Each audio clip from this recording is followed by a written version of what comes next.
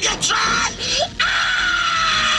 I don't see why not. That little cage was something I rigged up for the Autobots, but I'd like you to have it. Think of it as a farewell gift.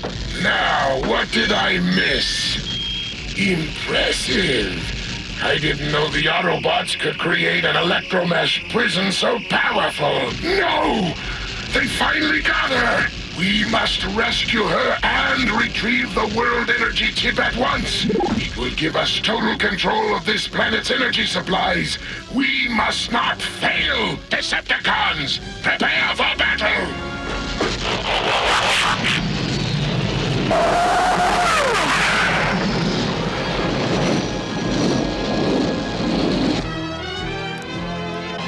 Well done, Autobots.